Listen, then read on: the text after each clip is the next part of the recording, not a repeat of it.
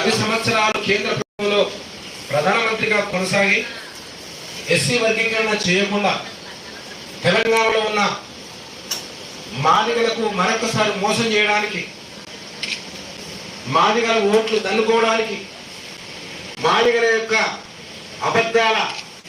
మాదిగలకు అబద్ధాల ప్రచారం చెబుతూ బీజేపీ పార్టీ ఎస్సీ వర్గీకరణ చేస్తుందని చెప్పి ఒక అబద్ధ ప్రచారాలు చేస్తూ గ్రామాలలో అక్కడక్కడ ఓట్లు వేయించుకోవడానికి ప్రయత్నం చేస్తా ఉన్నారు.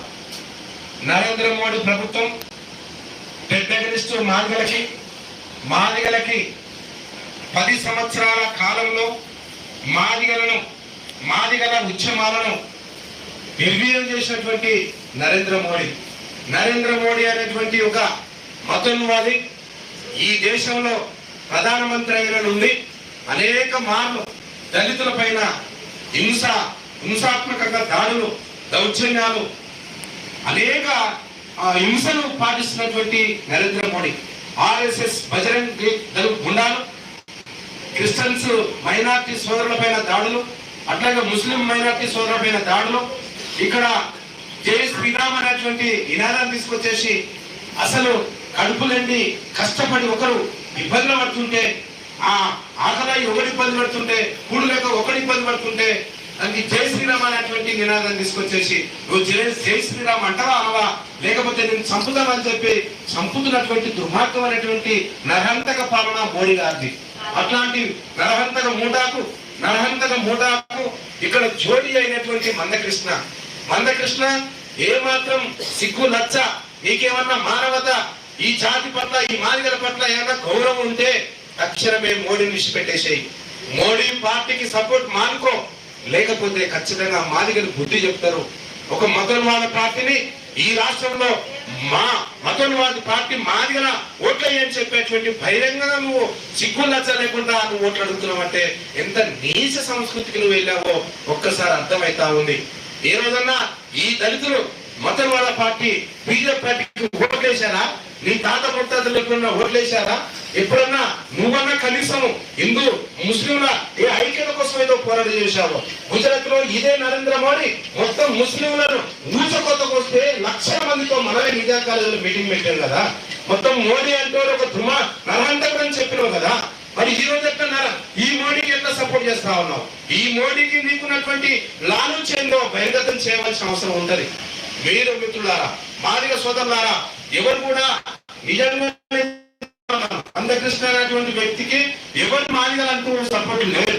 నిజంగా నేను చూస్తా ఉన్నాను.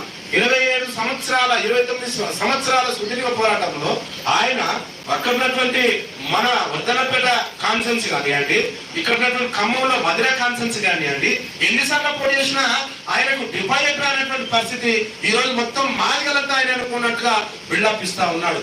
కాంగ్రెస్ మోసం చేసింది, దాన్ని మేము అడుగుతా ఉన్నాం. ఖచ్చితంగా ఆ కాంగ్రెస్ పార్టీ చేసిన మోసాన్ని వాళ్ళు కాంగ్రెస్ పార్టీలో ఉన్న ముఖ్యమంత్రి ఆ యొక్క మాదిగలకు న్యాయం చేసే దాంట్లో ఖచ్చితంగా ముందుకు రావాల్సిందే, అది చేయవలసిందే. పార్లమెంట్ సీట్లు ఇవ్వాల్సిందే. కానీ నువ్వు ఒక బీజేపీ పార్టీకి సపోర్ట్ చేసుకుంటూ ఇక్కడ ఉన్నటువంటి మాదిగలు రాష్ట్ర ప్రభుత్వంలో కనీసం సంక్షేమ పథకాల పరంగా కానీ, నామినేట్ పోస్టుల పరంగా కానీ, ఆర్థిక పరంగా కానీ, ఇంకేదన్నా వగైరా వాళ్ళ పాలన ప్రభుత్వంలో చూండి వాళ్ళు ఏదైనా పని చేసుకున్నామంటే మొత్తం నాయకులే లక్షల మంది ఉన్నారు.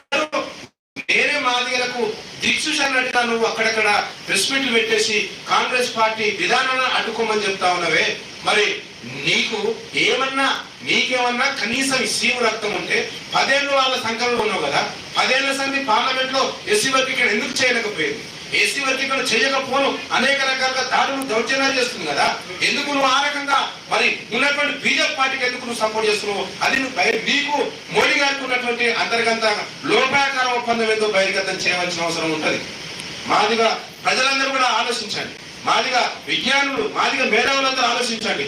ఈ రోజు కూడా తెలంగాణలో ఉన్నటువంటి ఉద్యమాల కిళ్ళకు సంబంధించినటువంటి తెలంగాణ రాష్ట్ర మరి అనేక రకాల పోరాటాలు చేసినటువంటి తెలంగాణలో ఉన్నటువంటి మాదిగా జనాభా ఈరోజు మోడీ కాషాయ రంగు లాంటి వాతావరణం తీసుకొచ్చేసి, కమలం పువ్వును తీసుకొచ్చేసి గ్రామాలలో అక్కడక్కడ కమలం పువ్వుకి మన ఓటు అని చెప్పుకుంటూ వస్తున్నటువంటి దుర్మార్గమైనటువంటి వ్యక్తులను హరికొట్టండి.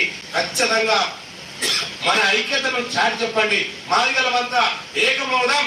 ఇక్కడ రాష్ట్ర ప్రభుత్వాన్ని ఏలుతున్నటువంటి రేవంత్ రెడ్డి గారి దారి నుండే మన డెవలప్మెంట్, మన సంక్షేమం, మన యొక్క విద్యా ఉద్యోగ రాజకీయ భవిష్యత్తును కూడా ముడిపడుతుంది కనుక మన ప్రభుత్వాలను అడుగుదాము. సంక్షేమాన్ని పాలన మొత్తం కూడా మన మాదిగ జాతికి అందేటట్టుగా మనం ఉద్యమాలు నడపాలని చెప్పి మీ అందరికీ తెలియజేస్తూ ముగిస్తున్నాను. జై మాదిగ. ఒకసారి